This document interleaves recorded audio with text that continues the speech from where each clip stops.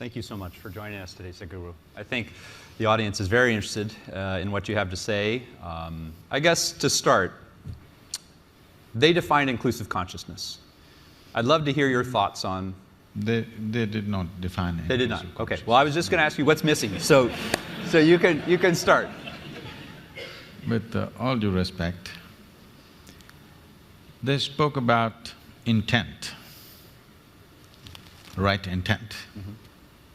They spoke about right kind of thoughts, emotions, attitudes, and to some extent actions. There is no consciousness in this. If we are understanding that the way we think, feel and act is our consciousness, no. It is like we're mistaking a plant, we're mistaking the flower for the soil. We're mistaking expressions for the source. This is something that's happening everywhere, not just here. People think by changing attitudes, their consciousness will change. No. By changing attitudes, certain actions will change. Yes, positive, beneficial, but it is not truly transformative. Change will happen, transformation will not happen. If I have to define a distinction between change and transformation, change means the residue of the past will still remain. A transformation means nothing of the past will remain, which is what is needed today if you want to create a new world, if you want a new generation to have a fresh life. It's been expressed in so many ways. Being in this part of the world, what they're familiar with generally, someone said, leave the dead to the dead, it's very significant. This is not coming out of recklessness, this is not coming out of unconcern, but this is coming with the concern that you must be a fresh life. You can learn many things from the past about how to conduct yourself, but there is nothing to learn from the past about how to be. Because you are a complete life by yourself. You don't have to learn how to be a life from the past. Maybe you have to learn how to be a good engineer. Maybe you have to learn how to be something else in the society from the past, but you don't have to learn how to be a life from the past, because past has nothing to do with this. This is a fresh life and this is a complete life. Consciousness is that dimension which is the very source of who we are. Our intentions, our actions, our thoughts and our attitudes are a consequence of that. Or in other words, we are trying to fix the consequence without fixing the source. Now all these distinctions of variety of things that they said, gender discriminations, racial discriminations, every kind, okay? Somebody is a Hindu, somebody is a Muslim, somebody is a Googler, it becomes a religion after some time, believe me. Second generation, they will become a religion by themselves. Yes. I'm saying, you see a football match going on, it's like a religion, two different clubs. They're willing to fight and kill each other. It's just a game. So, where does this come from? See, the nature of being human is this. If you give me 2 minutes. See, there are 4 dimensions of our mind. In modern societies, the nature of our education has constipated our mind in such a way because we are just largely using just one dimension, which we call as the intellect. The other dimensions of mind, if I have to use Indian terminology, it means buddhi, ahankara, manas and chitta. What buddhi means is the intellect. You do what you want. The nature of the intellect is to slice things open and see. If you leave the world in the hands of your intellect will chop it into a million pieces and will want to chop it into further micro pieces and want to chop it into further micro pieces depending upon how sharp your intellect is. The sharper your intellect, the more you dissect the world. You cannot stop it because that is the nature of the intellect and it's good. So you must apply intellect only to know the material aspects of life. You can't know life this way. If I want to know you, can I dissect you?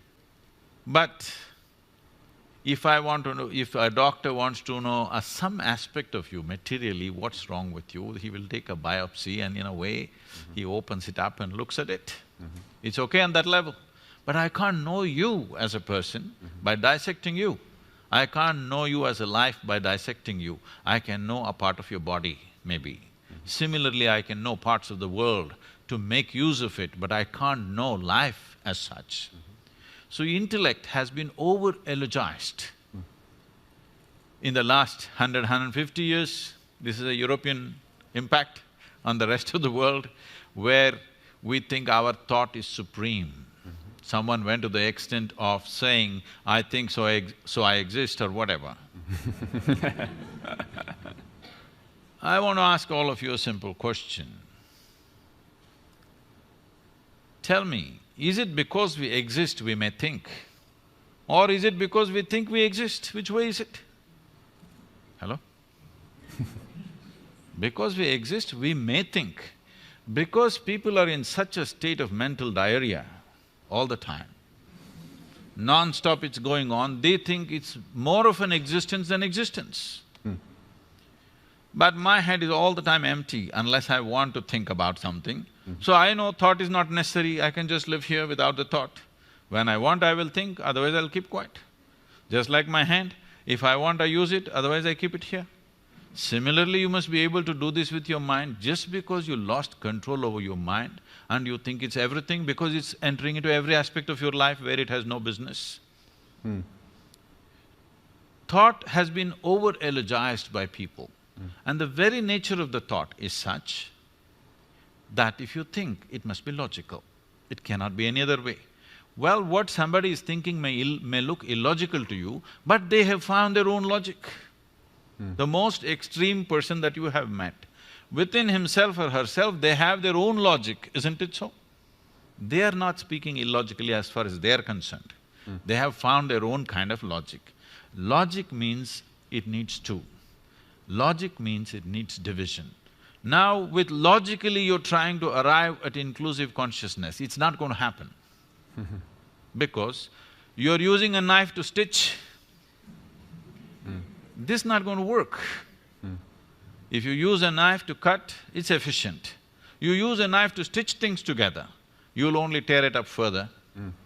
So my thought and your thought, I'm telling you, whatever great meetings you have, conference… I've been to every kind of peace conference on the planet. What happens there? It's just short of war. After some time it heats up, on the second day anyway it's over, they all get drunk in the evening and they go home. If you make them stay there for a week, I'm telling you right there'll be a battle. Yes, it is true. I'm not saying this with any disdain. I made a sincere effort to participate in all these conferences at one time, believing they are going to lead to peace. But 8 years ago, I decided I'll never again go to these events because people are professional conference attendees. They're making a living out of it. It's not about peace. So, the next dimension of intelligence is called as ahankara. Ahankara means identity. This is important, that in modern societies, we have not cultured our children to culture their identity. When I say identity, the fundamental identity for you is always your body. This racial thing that concerns him and concerns all of us. I'm darker than him, you know. I face it all the time, joyfully, but I face it everywhere I go. I have extra features which make me further discriminated.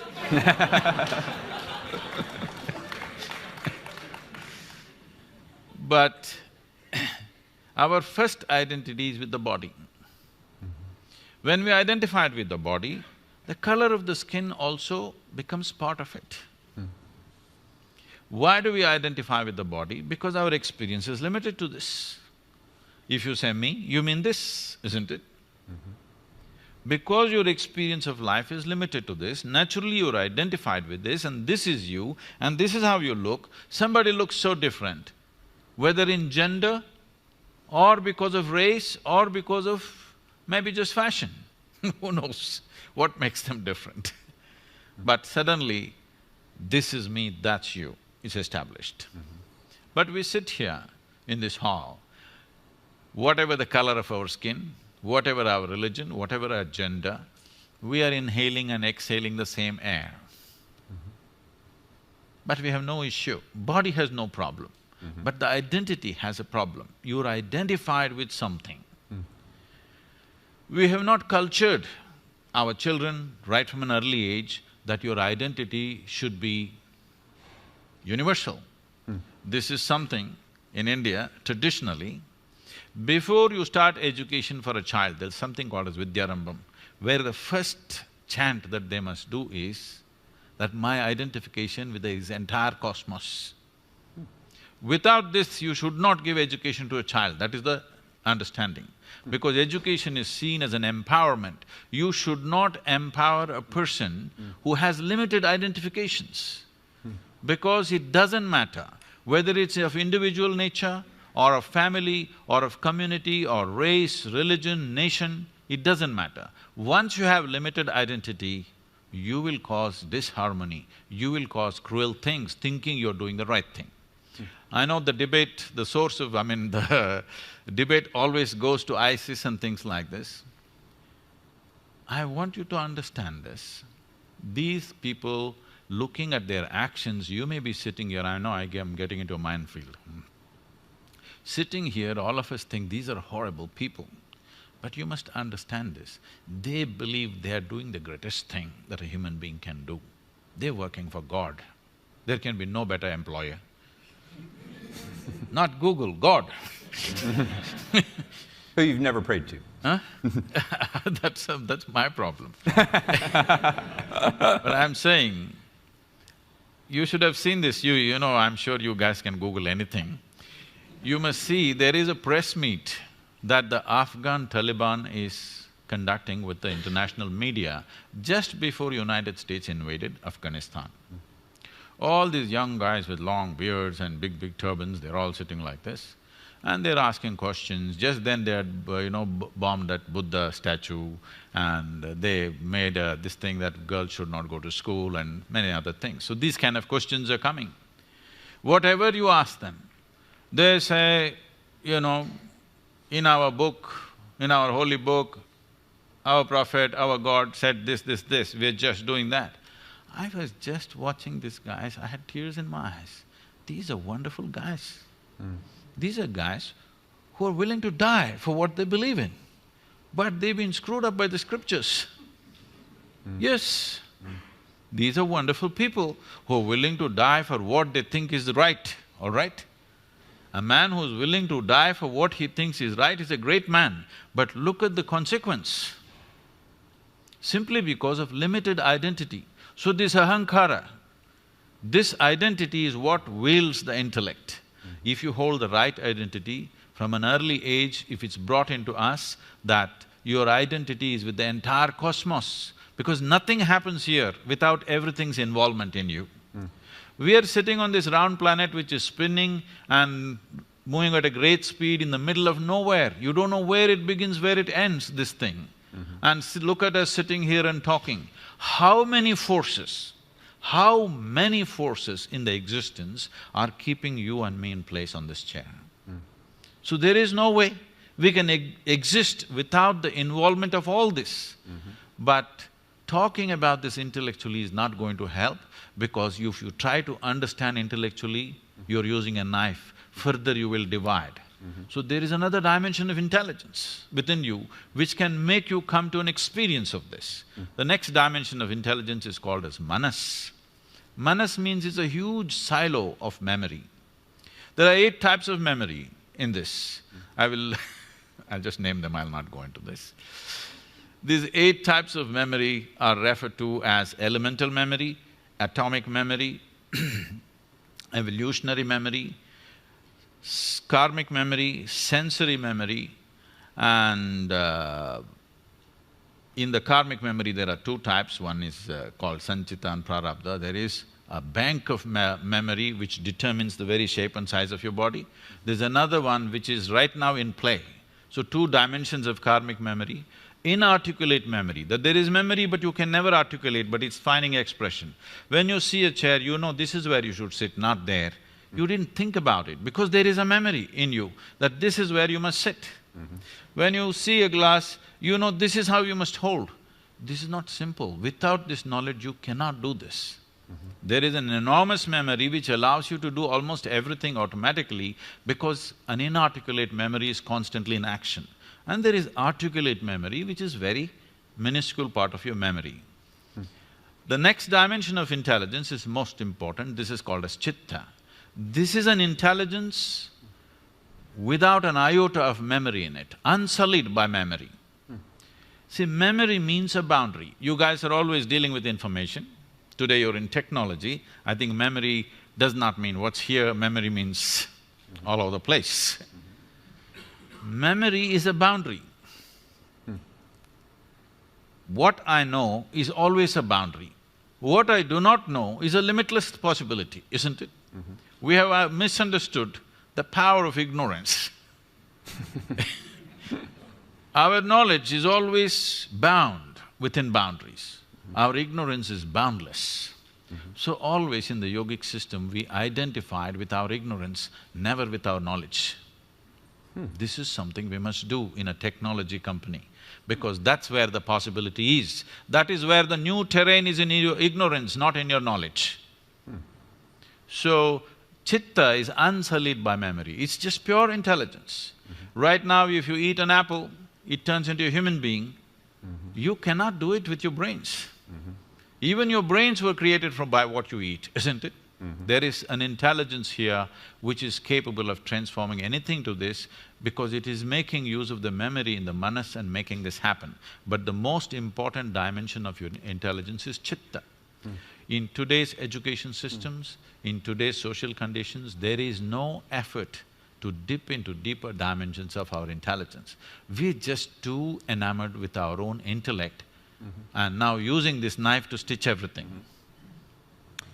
Well, you should know that even at Google, when we interview people, we have something called GCA that we look for, which is general cognitive ability.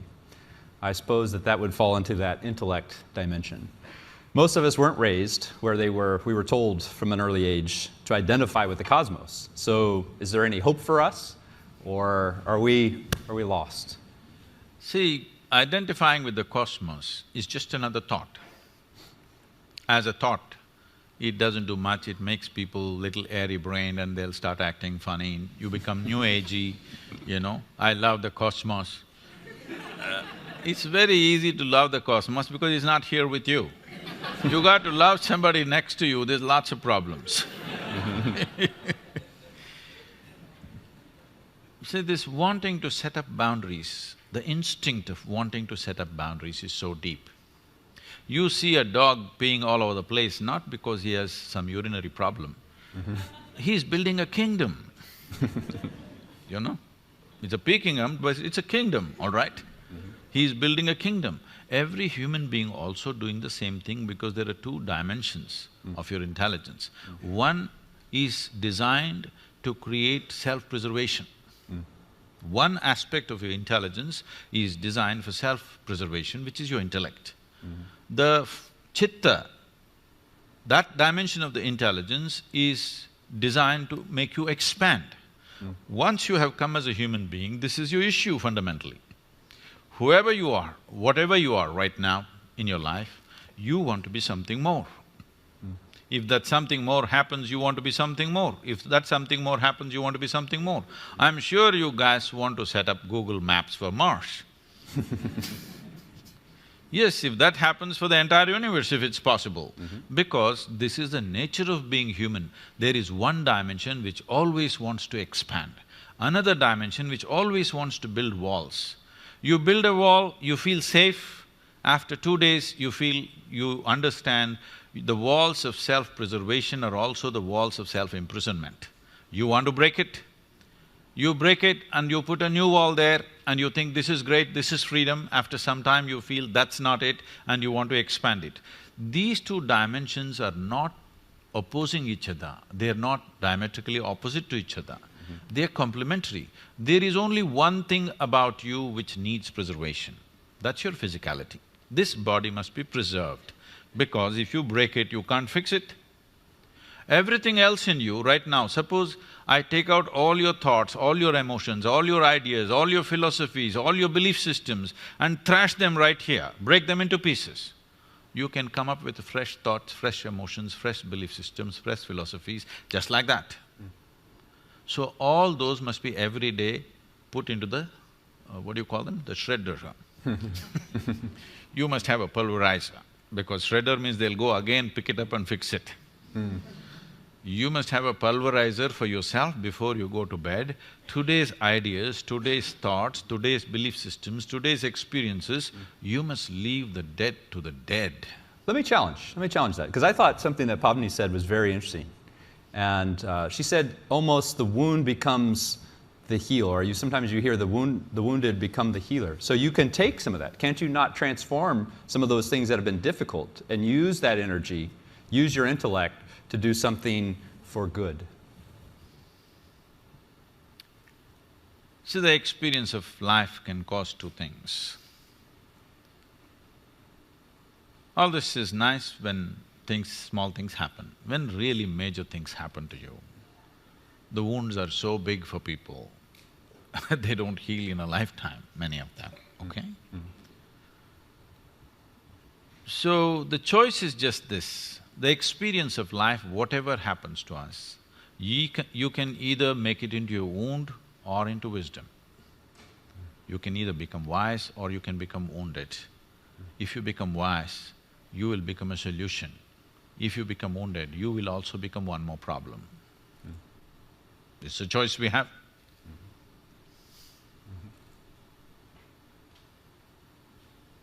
So where does this wisdom come from? How do we access, if we're so used to using one of these four, and probably like most of the people in the audience, I wasn't even aware of that there are these other dimensions. What's a starting point? What's a way to access beyond the intellect? See, it's like this. Right now there is water in this glass. This is definitely not you, yes? Yes. But if you drink it, it becomes you. What is it that you did with this water, that something that's not you became you? When you say inclusiveness, this is all you're talking about. Something that is not you, you want to make it a part of you in some way, isn't it? So this is right now not you, but if you drink it, it becomes you.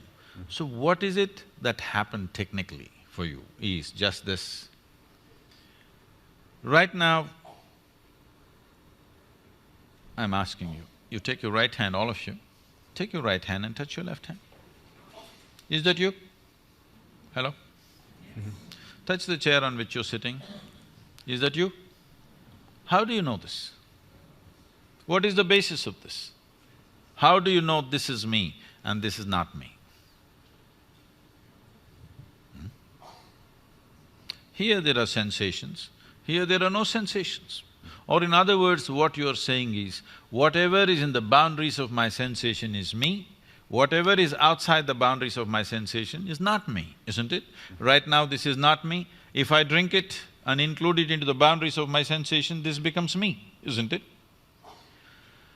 Now, the boundaries of your sensations are such that if you make your life energies very exuberant, you will see they will expand.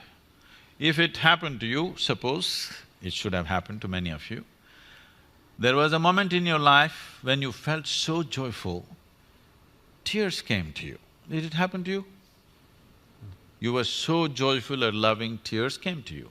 At such a moment, if you take your hand and just put it 6 to 8 inches away from your body, right here you will feel sensations.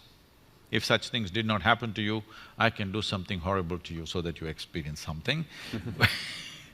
We can chop off your right leg. If you chop off your right leg, the leg is gone, but still the sensory leg may remain intact for a period of time. You heard of this phantom leg? Leg is… physical leg is gone, but the sensory leg is still there. This means sensory body has a structure of its own. If your energies become very vibrant and exuberant within you, your sensory body all expands. Whatever… suppose my sensory body became as big as this, now you become a part of me in my experience. If it became as big as this hall, all these people become a part of me in my experience, because my sensory body has stretched. We can do a small experiment. You okay to be a guinea? Hello? Yeah. What we will do is, with your eyes closed you have to do this, but right now observe me. What you do is, with your eyes closed, just rub this briskly like this for 2 minutes, let me say, 1 minute, and briskly.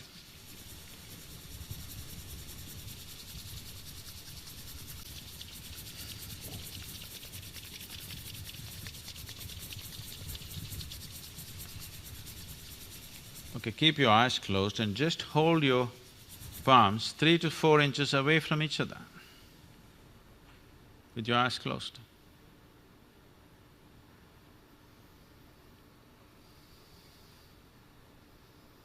Something happening between your hands? Hello? Okay, please open your eyes. So just a little bit of rubbing, you didn't do it for a minute either, just 20 seconds. You rub it and suddenly something happening between these two hands, simply because of vigorous movement, the sensory body has expanded. You can feel something happening right here. You know why people are rubbing each other all the time? It's an effort to include someone who is not a part of you as yourself. If this happens, if this happens in a very basic physical level, we call this sexuality. If it happens emotionally, we call this love. If it happens mentally, it gets labeled as greed and ambition and conquest. If it happens on the level of your sensory body, we call this yoga. Now, yoga means union. Union does not mean you caused the union. Anyway, it is happening as one. You allowed yourself to experience it. That means the walls of self-preservation you loosened up a little bit, that's all. Why you want somebody close to you, why you want a loved one in your life is, somewhere you want to loosen the walls of self-preservation, where you don't have to worry about protecting yourself. Suddenly you feel one with them. And once you feel one with them, in some way you want to be in touch with them, because you're trying to loosen up your sensory body in such a way that you can experience that which is not a part of you as a part of yourself. Now, this need not limit it to be one person or anything like that. This need not be biologically connected. If you can sit here with your life energies at its peak of exuberance, you will experience the whole universe as yourself. Then we say you're a yogi. And you had that experience 34 years ago. You talked about it a little bit yesterday. I'm just curious, for those of us that haven't had a peak experience where we've had this sense of union, what advice, what step would you take if we are at that place where we think, all right, I'm willing to try this out. I'm a skeptic. Don't know what the sensory body is. I had a little taste of it here. What would be the next step if we wanted to try for ourselves? See, let's describe what is being a skeptic. Being a skeptic means you don't believe anything unless it truly makes sense to you. Most people are just downright suspicious. But they think they're skeptics. No, they're not, they don't qualify as skeptics, they're just suspicious about everything. This comes from a certain fear within you that everything around you can be wrong. Suspicion means you made a conclusion about something that you do not know. Believing something positively or believing something negatively is not different. They are the same things. You believe something that you do not know. If you… skeptic means, whatever I do not know, I do not know. I don't assume things in my life. What I know, I know. I think everybody should come to this much sense and straightness in our life that what I know, I know. What I do not know, I do not know. It's perfectly fine. I do not know, it's a tremendous possibility. Only if you see I do not know, the longing to know, seeking to know, and the possibility of knowing arises. So if you are a skeptic, you are an ideal candidate. If you're a believer, we have to make you, debrief you Get the because… shredder out. because you assume too many things that you do not know. You know the geography of heaven, though you can't operate the local Google map. Well, good. Well, we'll be taking questions, so be thinking about the question you might want to have. I think, one more question I want to ask is, how do we… We've been talking about some things that are very big. I think they're promising, but yet think about the conversation we had earlier. And how do we tie these two things together? How do they relate in your mind? Those of you who are interested, because right now we must understand this, your intellect needs data to function, yes or no? Yes. Hello? Without data, your intellect is useless. It needs data, that's why you guys are in the business. Everybody knows everything in the universe right now because… not because they went there and saw it, because they Googled it up. Because intellect feels stupid without data. Now, the nature of the intellect is like this only, that it feeds upon the data. Where does the data come to you? What you see, what you hear, what you smell, what you taste, what you touch. In the very nature of things, these five sense organs, which are the main agents of gathering information for you, are all outward bound. You can see what's around you. You can't roll your eyeballs inward and scan yourself. You can hear this, so much activity here, you cannot hear this. If an ant crawls upon your hand, you can feel it. So much blood flowing, you cannot feel it. Because in the very nature of things, your sense organs are outward bound. You cannot use these to turn inward. There's another dimension of perception which needs to be activated. Why is it not active in me? Because the sense organs are instruments of survival. They come on when you're born, whatever kind you are. Anyway it comes on for a dog, pig, cat, elephant, for everybody. Similarly, it comes on for us. Whatever is needed for survival for any biological creature, it turns on at the time of birth because it's needed, otherwise you won't survive. But anything beyond survival process, without striving, it would not have entered your life, isn't it?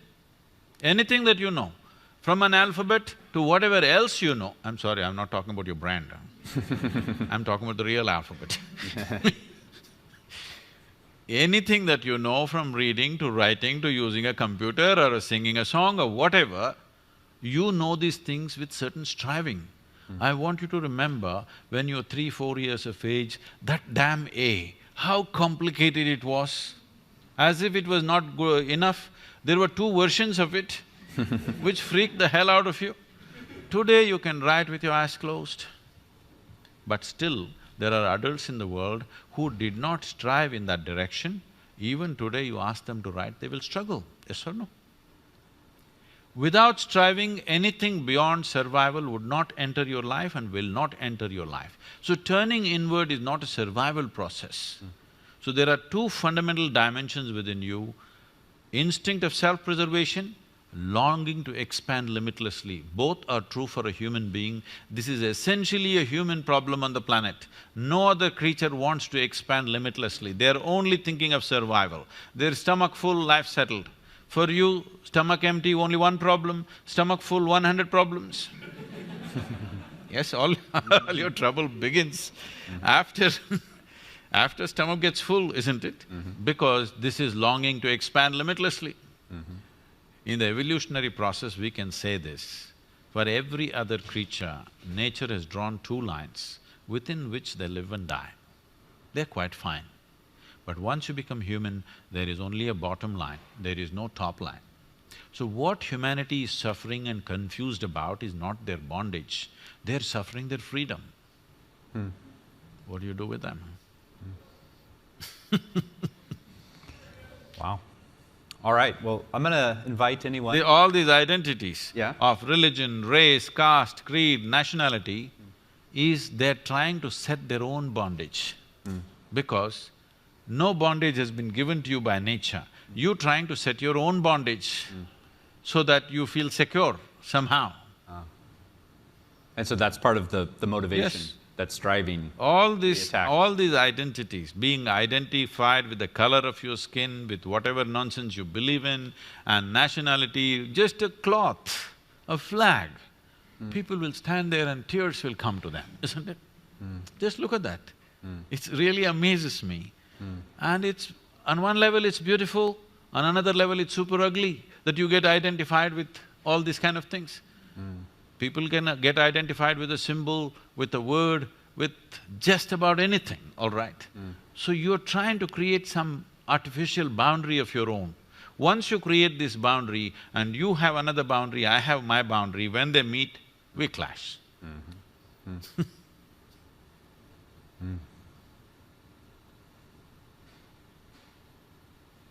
So if you have a question, please go ahead and come to the mic. And again, we're trying to think about this topic of inclusive consciousness. You've heard a lot of things shared from our VPs and also from this conversation, so let's hear what's on your mind based on all this. Over here. Okay. Hello. So I'm involved in organizing a peace conference in India, and it's a very grassroots-led effort, so no politicians, thank God. And I found it interesting that you said you stopped attending peace conferences. So I'd love to hear from you any advice on what we should do or what we should avoid to make this small effort a success for the people who are attending. See, when you say, no politicians, thank God, you're just not attending to the source of problems.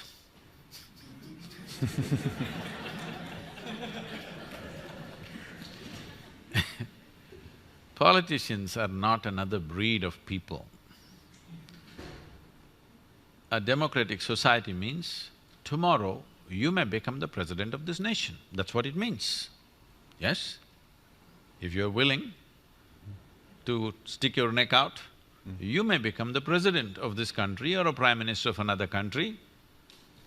So politician did not drop from the sky, he is not some other creature. He's just like you and me, he stuck his neck out, which you and me are not willing to do. Let's admit this, it's not an easy thing. It's easy to sit down and comment, but it's not an easy thing to try to run a nation. It's complex, believe me. So, you must have politicians, but you must have an atmosphere where it's not political in nature, where they will also let their hair down and talk like common citizens or human beings, but without them, what are you going to change? So peace conferences, if it's just an entertainment, you can gather your friends and have a peace conference. But if you want peace on the planet, the most important politicians, the most powerful politicians in this world must be there. Only then there is a possibility of peace, isn't it? Otherwise, it's just entertainment. I'll tell you, I was in a very important peace conference. There were 42 Nobel laureates. Each one of them pulling out 10, 20, one of them 44, 45 pages of printed sheets without even looking up at anybody, just went on reading their speeches from morning to evening. And slowly the hall was becoming peaceful.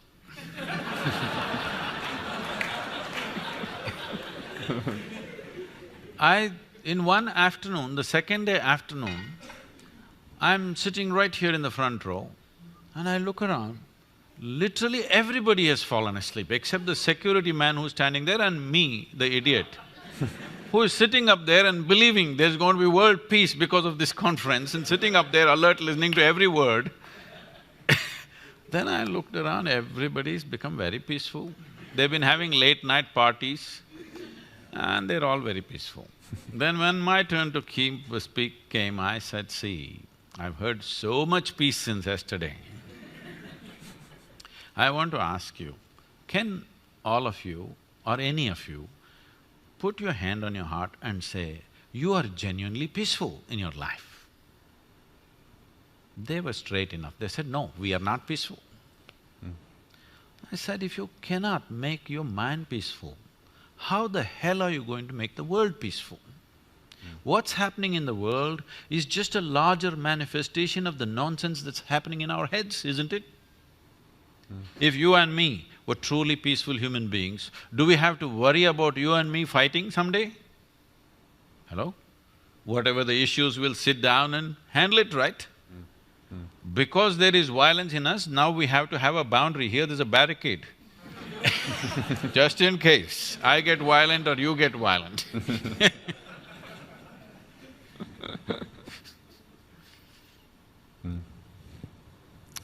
How about from this side? Over there? Hi, just a very basic question. You mentioned that before we start education of our children, we should try and make sure that their identity is the cosmos. But how do you do that when we ourselves are so hardwired? I mean, how do we tell our children that their identity is more when my own thinking is so limited, when my own identity is so limited? How do I pass something like that to a child when I am not capable of doing that myself? Anyway, whatever you tell your children don't listen to you, you better If you have them on the way, I'm telling you, forewarning you, they don't listen to a damn thing that you say. But they observe you. They pick up things from the way you're behaving. If you don't show that in your life, your teachings will be hated after some time. Yes, see, this is most unfortunate. I just see this happening to so many people. When they have a child, these parents, they did everything possible to the child, they thought this is their life. Not just changing diapers, so many things, everything possible. They thought they're living for this person. As this person becomes bigger, and in their over-concern about how this child should be, trying to teach him the best things in the universe, which is not true in their lives, slowly you see, by the time he becomes a teenager, he avoids them. If he wants to share something, if he wants to listen to some sense, he goes to his friends, never to his parents. Not everybody, I'm saying, but largely it is happening. Because they don't make sense. They talk things that doesn't make sense. People ask me, keep asking me, Sadhguru, how did you become like this? What is the sadhana you did? You just played your life and you're like this. This is all I did. I strive to remain uneducated. It's not easy, believe me. From the day you're born, just everybody around you is trying to teach you something that did not work in their life. You can clearly see it's not worked in their life, because if it had worked, they should have been joyful and ecstatic. It's not worked, they've become long-faced, but they're teaching you all kinds of best things, love the universe. It's not going to work. You don't have to say a word. I will tell you. Is it okay? I can share something. Sure. I brought up my girl alone. At the age of 7, she lost her mother. So, one rule I put, she's been traveling with me since she's 4.5 years of age, okay? I'm sorry, since she's 4.5 months, not years. 4.5, I sent her to school. With little infant, she traveled with me. And I made one rule wherever I went, always stayed with many families all over the country. I always told everybody, never teach her anything. No ABC, no 1, 2, 3, no rhyme, no nonsense. I don't want anybody to teach her anything. People thought, this is strange, what Sadhguru is doing. I said, just leave her. By the time she was 18 months, she was speaking 3 languages fluently because nobody messed with her. And she grew up joyfully, went to school, everything. At the age of 13, she was disturbed at school and she came back home, and one day she said, you're teaching everybody so many things, you're not telling me anything. I said, well, I don't do anything unsolicited. I've been waiting, it's all right, now you come. There's only one thing you need to know. I said, never look up to anybody. She looked at me, what about you kind of thing in her face. I said, not even me. Never look up to anybody, never look down on anybody. That's all you have to do with life.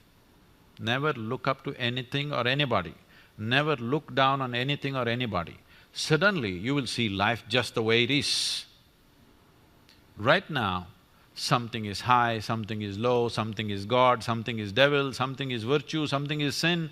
You divided the universe in a million different ways and then you're trying to fix it, it's not going to work. The instrument which broke the world into pieces is your intellect. With that you're trying to fix everything. It's not going to work. Now, this racism thing, it's disastrous that in 21st century, every day there's a shooting. I think this has been happening all the time, only now because of cell phones and Facebook, it's out there and everybody knows. I think it's been happening right through, all right? At one time it was happening legally, now it's been happening illegally. Now, this kind of things are happening because we are using our intellect to fix the problem. You're using a knife to stitch, this is not going to work. You just live that way. Whichever way you live, your children will grasp it and they'll make a sense out of that in their own way. And maybe they'll fall this way or that way because you are not the only influence upon them. You better know that you're going to be a mother, you must know this, you are not the only influence. There are all kinds of people and there's Google. Sadhguru, you talked about identity and inclusive consciousness. So I want to know, let's say like you talked about the sensory body and feeling that everyone is part of you kind of thing. So where does the role of action comes in? So if I do something, do I identify myself with what I did? And let's say if I feel that you are or everyone is part of like me or the whole cosmos and you do something, is it you doing something, cosmos doing something, me doing something? Where does the action comes in picture?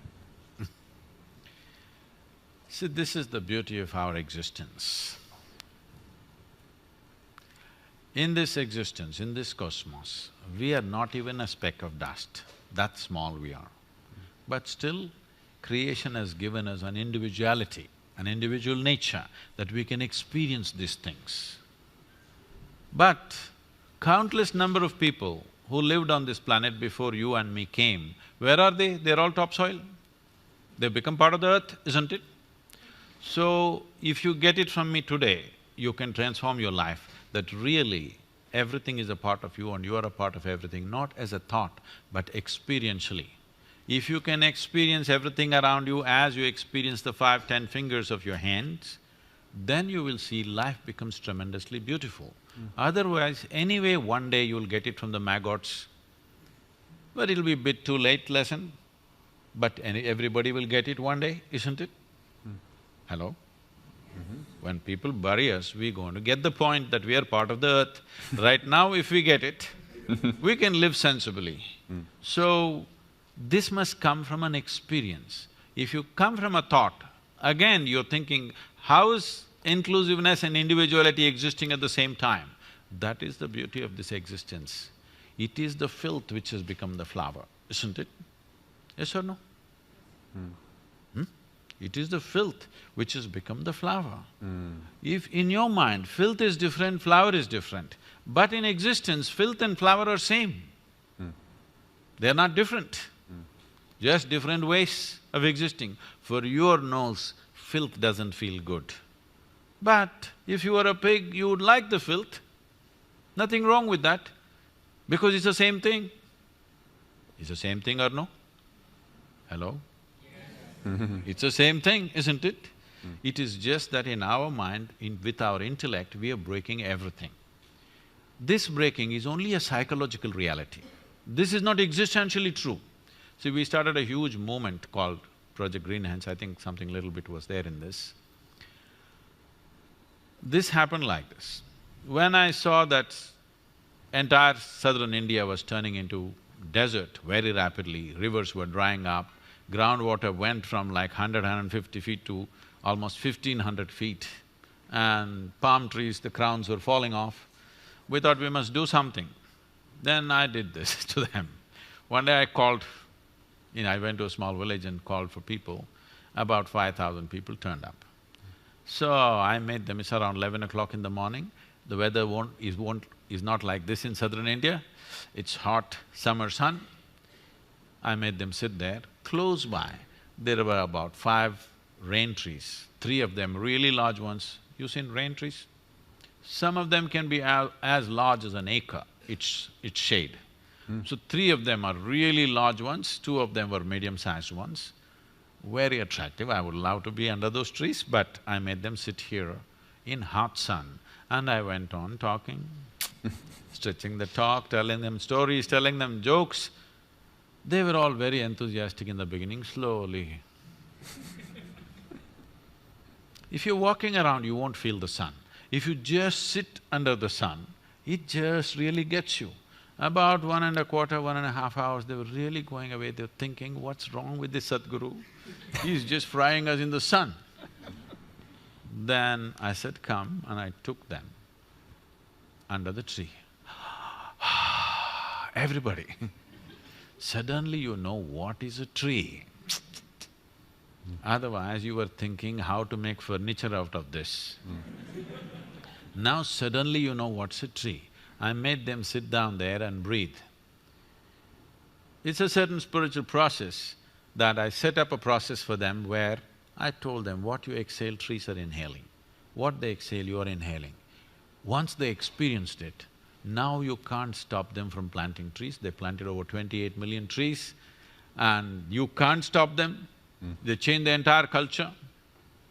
But when, this happened to me about 9–10 years ago, I went back to Mysore city, which I had not gone and done any work there, I had never spoken there, I avoided this because my family lives there.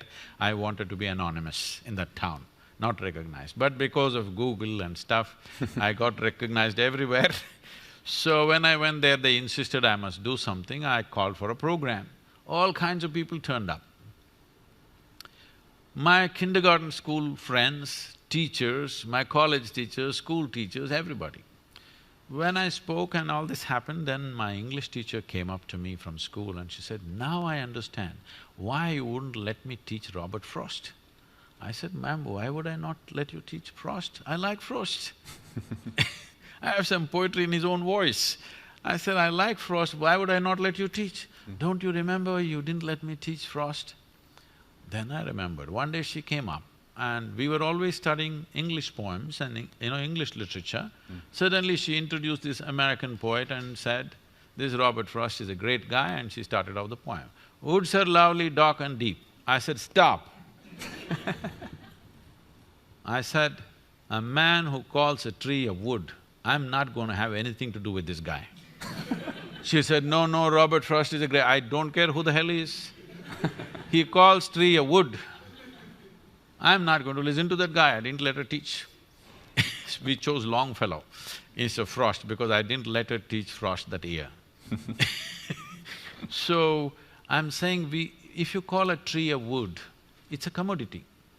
This water, this earth that you walk upon, the people that you see, these are not commodities, this is life, isn't it? The air that you breathe, the water that you drink, the soil that you walk upon, the trees that you sit under, everything else in this world is life and life-making material for you. If you forget this, you will treat it as commodity. If you experience this, that this is actually what is making your life, then you will see the most fantastic thing about this universe is everything is one, but everything is separate at the same time. That's what gives us an experience. That's why I can sit here and talk to you, otherwise how to talk to you? Wonderful. Maybe one more question? Hi Sadhguru, thank you for coming. So for me, one way to achieve inclusiveness is to see other people as ourselves. For example, right now I know for sure that you exist within me because your voice happens within my head, your image… No, if voices are happening within your head, it means something else. So your image happens within me because it reflects through my eyes. You mean to say you have nightmares every day? Well, my point is, I see you within me. That's I know for sure. But I wonder whether you see me within you as well. And if you answer yes or no, then that may be a belief, because how do I know it's true? See, there are two levels of reality here. There is a psychological reality and there's an existential reality. Existential reality is not your making.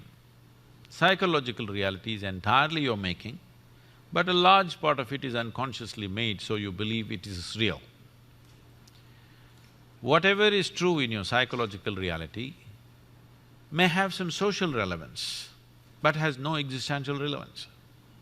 Right now, if I say you're within me, you'll feel good. If I say I love you, you'll feel good. Maybe it's true for me, maybe it's true for you, but it's not floating around anywhere here, okay? It's just my emotion and your emotion. Yes, it is nice that our emotions are sweet, our thoughts are sweet, our actions are sweet, it's wonderful if it is so. But it has only psychological and social relevance. It has no existential relevance. If you want to know life, you have to step out of this bubble called psychological reality and step into existential reality. Then only you have a taste of life. Otherwise, you are just a bundle of thoughts, emotions, ideas, opinions, and now I'm there in the… in all that So, what I would tell all of you is, instead of thinking about it, instead of analyzing it, an experiential dimension has to happen. If you're willing to dedicate 28 to 30 hours of focused time, we will give you tools with which you can make this happen for yourself. This is not some empty talk, this has happened to millions of people.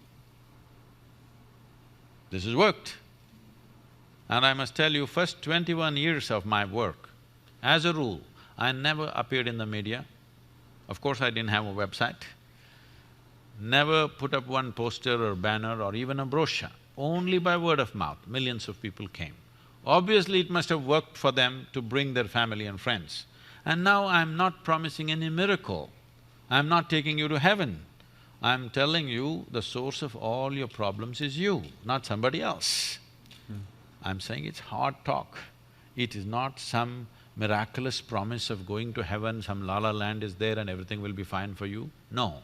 In spite of that, people came because they saw the transformation within themselves and people around them had to come. There was no other way. So I'm saying, this is a technology of well-being.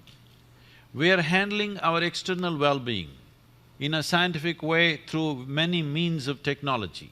Why is it that we are so crippled when it comes to our interiority? We are trying to handle it through our emotions, we are trying to handle it through our philosophies, we are trying to handle it through our ideologies and belief systems. No, it's time you approach this human mechanism in a scientific manner.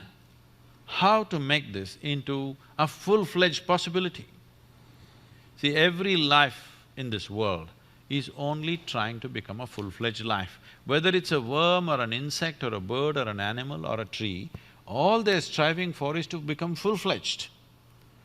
But we know what is a full-fledged worm, we know what is a full-fledged insect, we know what is full-fledged everything, but we do not know what is a full-fledged human being, because even if I make you the king or queen of this planet tomorrow, still you will aspire for the stars. Because there is something within you which is longing to become infinite. If you're longing for infinite, you can't go about conquering space, it's not going to get you there.